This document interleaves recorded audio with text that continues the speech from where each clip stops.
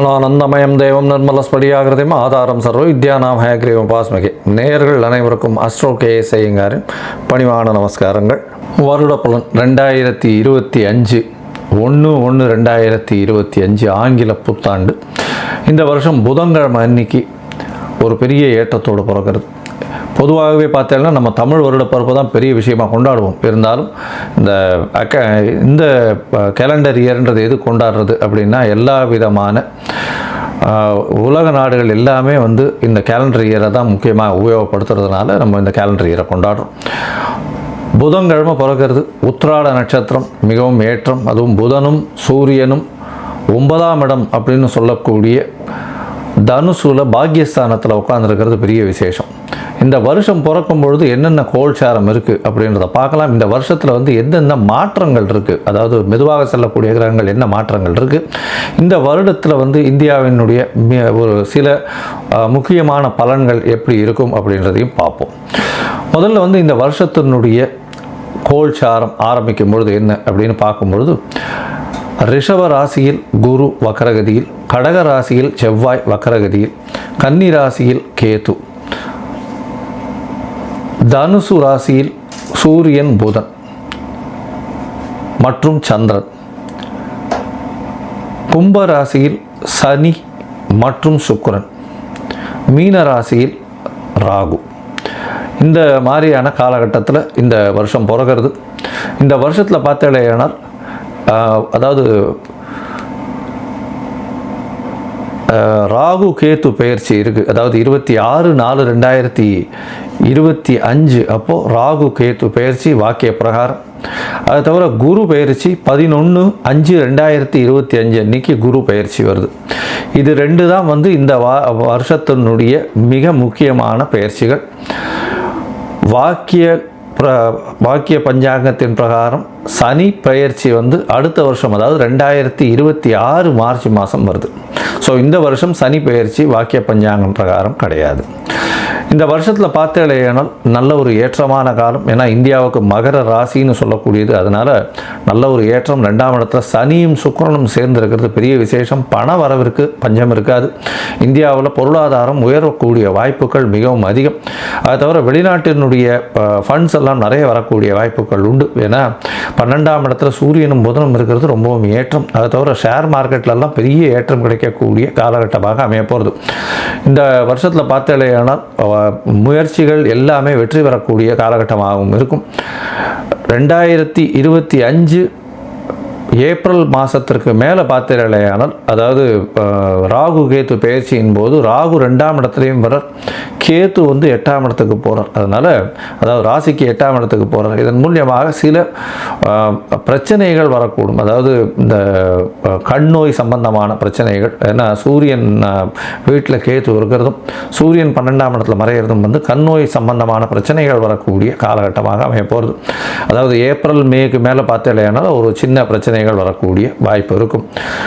அது தவிர பார்த்தீங்கன்னா பண வரவிற்கு பஞ்சம் இருக்காது. இந்த வருஷம் ஆர்பிஐயில் நல்ல ஒரு ஏற்றம் இருக்கும். ஷேர் மார்க்கெட் இண்டிசஸ் ஒரு 80-85,000 90,000 பாயிண்ட்டுக்கு மேலே போகக்கூடிய வாய்ப்புகள் நிச்சயமாக உண்டு. கோல்டு ப்ரைஸஸ் கொஞ்சம் அதிகமாக போகும். அது தவிர சில்வர் ப்ரைஸஸில் கொஞ்சம் ஸ்லம்ப் இருக்கக்கூடிய வாய்ப்புகள் நிச்சயமாக உண்டு. இந்த வருஷம் பார்த்தீங்கன்னா இந்த இது நேச்சுரல் டிசாஸ்டர்னு சொல்லக்கூடியது, இயற்கை பேரழிவுகள் அப்படின்னு சொல்லக்கூடியது, வெள்ளத்தினால தண்ணி மூலமாக நிறைய பேரழிவுகள் வரக்கூடிய வாய்ப்பு நிச்சயமாக உண்டு. ஏன்னா செவ்வாயும் வக்கரகதி பெற்று நீச்சம் பெற்று இருக்கிறதுனால அந்த மாதிரியான காலகட்டமாக அமைய போகிறது. 4ஆம் இடத்துல சுகங்கள் குறையும். தண்ணியின் நிலத்தில் சுகங்கள் குறையக்கூடிய வாய்ப்புகள் உண்டு. நீரினால் கொஞ்சம் ஆபத்துகள் வரக்கூடிய வாய்ப்புகள் மிகவும் அதிகமாக இருக்குது. லேண்ட்ஸ்லைட்ஸ் வரக்கூடிய, அதுவும் வெஸ்டர்ன் காட்ஸு அந்த சைடில் இந்திய சாத்பூரா ஹில்ஸ் இந்த சைடில் மகாராஷ்டிரா சைடில் இருக்கக்கூடிய வாய்ப்புகள் நிச்சயமாக உண்டு. அது தவிர பார்த்தீங்கன்னா இந்த சட்டங்கள் கொஞ்சம் கடுமையாகக்கூடிய வாய்ப்புகள் உண்டு. அதுவும் இந்த தொழிலாளர்களுடைய சட்டங்கள் கொஞ்சம் ஸ்ட்ராங்காகக்கூடிய வாய்ப்புகளும், அதன் மூலியமாக சில போராட்டங்களும் வரக்கூடிய வாய்ப்புகள் நிச்சயமாக இருக்கும். இந்த வருஷத்தில் பெண்களுக்கெல்லாம் நல்ல ஒரு ஏற்றம் இருக்கக்கூடிய காலகட்டம். படிக்கக்கூடிய மாணவியர்களெல்லாம் நல்ல ஒரு ஏற்றம் இருக்கக்கூடிய காலகட்டம். தொழிலில் அபிவிருத்தி ஏற்படக்கூடிய வாய்ப்புகள் நிச்சயமாக இருக்கும். இந்த வருஷத்தில் புதிய மாற்றங்கள் வரக்கூடிய வாய்ப்புகள் இந்த வருஷத்தில் அமையிறது. அது தவிர பார்த்தீங்கன்னா பார்த்தாலேயானால் இந்த இன்ஃப்ராஸ்ட்ரக்சர்ஸுக்கு வந்து நிறைய இன்வெஸ்ட்மெண்ட் போகக்கூடிய வாய்ப்புகளும் அதன் மூலியமாக பெரிய ஏற்றங்களும் கிடைக்கக்கூடிய வாய்ப்புகள் உண்டு. இந்த தொடர் ஊர்தி பேருந்து, அதாவது ட்ரெயின் ஆக்சிடென்ட்ஸ் 1-2 வரக்கூடிய ஒரு ஸ்பெசிஃபிக்காக வரக்கூடிய வாய்ப்புகள் நிச்சயமாக இருக்கும். அது ரொம்ப ஐடென்டிஃபைடாக தெரியக்கூடிய வாய்ப்புகள் நிச்சயமாக உண்டு. அதுவும் ராகு கேத்து மாறினதுக்கு பிறகு ஒரு சின்ன பிரச்சனைகள் வரக்கூடிய வாய்ப்பு உண்டு. இதை தவிர பார்த்தாலேயானால் இந்த ராஜாக்கள்னு சொல்லக்கூடிய அந்த காலத்தில், இந்த காலத்தில் வந்து முதலமைச்சர்கள், பிரதமர் இந்த மாதிரியான பொசிஷனில், ஹையர் பொசிஷனில் இருக்கிறவங்களுக்கு சில பிரச்சனைகள் வரக்கூடிய, உடல்நல குறைவு வரக்கூடிய வாய்ப்புகள் இந்த வருஷம் நிச்சயமாக இருக்கும். மொத்தத்தில் பார்த்தாலேயானால் இந்த ஸ்போர்ட்ஸ்மேன், விளையாடக்கூடியவர்கள், இவர்களுக்கெல்லாம் விளையாட்டு இந்த மாதிரியான விஷயங்கள் இருக்கிறவர்களில் வந்து இந்தியாவினுடைய பெருமை அதிகமாக தெரியக்கூடிய வாய்ப்புகள் நிச்சயமாக இருக்கும். இந்த வருஷம் பார்த்தாலேயானால் இந்த ராகு கேது பயிற்சியும் குரு பயிற்சி, இந்த 2 பயிற்சிகள் மிகவும் முக்கியமாக இருக்குது. இந்த வருஷத்தில் வந்து இந்த ராகு கேது பயிற்சி, குரு பயிற்சி இந்த மேஷம் முதல் மீனம் வரை உண்டான ராசிக்காரர்களுக்கு என்ன பலன்களை கொடுக்கும் அப்படின்றத ஒன்று பார்க்கலாம். அதுக்கு முன்னாடி என்னுடைய மொபைல் நம்பர் கீழே ஸ்க்ராலிங்கில் வரும். உங்களுக்கு அஸ்ட்ராலாஜிக்கல் கன்சல்ட் தேவைப்படுமேயானால் நீங்கள் வந்து என்னை காண்டாக்ட் பண்ணுங்க. உங்களுடைய date, time, place of birth, அது தவிர உங்களுடைய பெயர், உங்களுடைய தாய் தகப்பனார் பெயரை நீங்கள் அனுப்புங்க. என்னுடைய கட்டணம் என்னன்னு சொல்கிறேன். கட்டணத்தை செலுத்திட்டு அதுக்கு உண்டான யூடிஆர் நம்பர் ஷேர் பண்ணேன்னா உங்களுடைய ஜாதகத்தை போட்டு சந்தி இருக்கா அப்படின்றத பார்த்து, அதாவது உங்களுடைய ராசி சந்தி, நட்சத்திர சந்தி, பாத சந்தி, அதை தவிர வந்து லக்ன சந்தி இருக்கா அப்படின்றத பார்த்துட்டு உங்களுக்கு உண்டான என்ன நட்சத்திரம்ன்றதை முதல்ல சொல்லி அதற்கு உண்டான தசாபுக்தி அந்தரம் சூக்ஷ்மம் என்ன நடக்கிறதுன்றதை பார்த்துட்டு இன்றைய கோச்சாரத்தில் எப்படி இருக்குன்றதையும் சொல்லிட்டு அந்த என்ன எளிய பரிகாரம் உங்களுடைய பிரச்சனைக்கு அப்படின்றதையும் சொல்கிறேன். பொதுவாகவே நான் பார்த்த ஜாதகத்தில் பார்த்தேன்னா ஒரு 50 விழுக்காடுக்கு மேலே வந்து அவளுடைய நட்சத்திரமே சரியாக தெரியாமல் இருக்கா. 3ஆம் பாதம் சித்ரா நட்சத்திரம் 4ஆம் பாதத்தில் இருப்பா, இல்லை 2ஆம் பாதத்தில் சித்ரா நட்சத்திரம் கன்னியா ராசின்னு சொல்லிட்டு இருப்பா, அவளுக்கு வந்து துலா ராசியில் இருப்பாள். இந்த உடைந்த நட்சத்திரங்கள் இருக்கக்கூடிய ராசிகள் எல்லாமே வந்து அவள் வந்து முதல் ராசியா அடுத்த ராசியா அப்படின்றதே தெரியாமல் கொஞ்சம் கஷ்டத்தில் இருக்கா. மோஸ்ட் ஆஃப் த பீப்புள், அதாவது விசாக நட்சத்திரம்னு சொல்லுவாள், துலா ராசின்னு பண்ணிட்டு இருப்பா, பார்த்தா விருச்சிக ராசியாக இருக்கும். அந்த மாதிரியான விஷயங்கள் மூலியமாக உங்களுக்கு இப்போ நடக்கிறது நல்ல தசை நீங்கள் நினச்சிட்டு இருப்பீங்க. ஆனால் தசை வந்து உங்களுடைய லக்னத்துக்கு ஏற்ற தசையாக இருக்காது. அந்த மாதிரியான பிரச்சனைகள் மூலியமாக உங்களுக்கு என்ன நடக்கிறதுன்னு தெரியாத அளவுக்கு, எதை பிளான் பண்ணலான்னு தெரியாத அளவுக்கு இருப்பீங்க. ஸோ உங்களுடைய ஜாதகத்தை அனுப்புங்க, சந்தி இருக்கா என்ன எதுன்றதை பார்த்துட்டு அதற்கு ஏற்ற மாதிரி நான் பலன் சொல்கிறேன். இப்போது இந்த 2025 மேஷம் முதல் மீனம் வரை உண்டான பலன்கள் ஒன்றா பார்க்கலாம். மிதுனம், மிருகசீரிஷம், திருவாதிரை போன்ற பூசம், இந்த 3 நட்சத்திரம் 9 பாதங்களை கொண்ட ராசி. இந்த ராசியினுடைய அதிபதி புதன். இந்த வருஷம் பார்த்தோம்னா இந்த ராசிக்கு சமசப்தமத்தில் இந்த வருஷம் ஆரம்பிக்கும் போது இருக்கார் பெரிய ஏற்றம். ஏன்னா சூரியனோட சேர்ந்து இருக்கக்கூடிய காலகட்டம். ராசிநாதன் சமசப்தமத்தில் ஒரு கேந்திரத்தில் இருக்கிறதன் மூலியமாக நல்ல ஒரு ஏற்றம் இருக்கும். எதிர்பாலினத்தவரோடைய நல்ல ஒரு ஏற்றம் இருக்கக்கூடிய காலகட்டம். இந்த வருஷத்தில் பார்த்தாலேயானால் இந்த மே மாதம் வரலும் உண்டான பலன்களும், மே மாதத்துக்கு அப்புறம் உண்டான டிசம்பர் வரலும் உண்டான பலன்களும் 2 வகையாக பார்க்கலாம். இந்த மே மாதம் வரலும் உண்டான பலன்கள் பார்த்தோம்னா ராசிக்கு 12ஆம் இடத்துல குரு, ராசிக்கு 12ஆம் இடத்துல குரு இருக்கிறதுனால சுப செலவுகள் வரக்கூடிய வாய்ப்பு உண்டு. அதுவும் பிப்ரவரியிலிருந்து மே மாதம் வரலும் உண்டான காலகட்டத்தை ராசிக்கு 12ஆம் இடம் சப்தமாதிபதியே போய் இருக்கிறது பெரிய விசேஷத்தை கொடுக்கக்கூடிய காலகட்டமாக இருக்கும். பார்ட்னர்ஷிப் பிஸ்னஸில் நல்ல ஏற்றம் இருக்கக்கூடிய காலகட்டம். வெளிநாடு, வெளியூர், வெளிமாநிலம் போகக்கூடிய வாய்ப்புகள் உண்டு. எதிர் பாலினத்தவர் மூலியமாக நல்ல ஒரு ஏற்றம் இருக்கும். கணவன் மனைவிக்குள்ள உண்டான நல்ல அந்யோன்யம் இருக்கக்கூடிய காலகட்டம். அது தவிர நல்ல தூக்கம் வரக்கூடிய வாய்ப்புகள் நிச்சயமாக இருக்கும். உங்களுடைய ராசிக்கு பார்த்தேனால் 9ஆம் இடத்துல சனி பகவான் 9ஆம் இடத்துல ஆட்சி பெற்று போயிருக்கிறது நல்ல ஒரு ஏற்றம். இதன் மூலியமாக தந்தையின் உடல்நலத்தில் நல்ல ஒரு ஏற்றம் இருக்கக்கூடிய காலகட்டமாக இருக்கும். இந்த வருஷம் மொத்தமே வந்து சனி 9ஆம் இடத்துல இருக்கார். ஏன்னா வருஷ கிரகங்கள்னு சொல்லக்கூடியது சனி, ராகு, கேது மற்றும் குரு.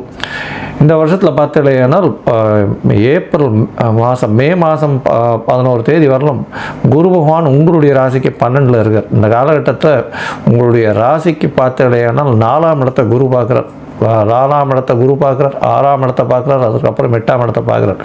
இதன் மூலியமாக உங்களுக்கு வந்து அதாவது புதிய வேலை மாற்றங்கள், வேலையில் ஏற்றங்கள், வேலையின் மூலியமாக வெளிநாடு வெளியூர் போகக்கூடிய பாக்கியங்கள் இந்த மே மாதத்துக்குள்ளே வரக்கூடிய வாய்ப்புகள் நிச்சயமாக உண்டு.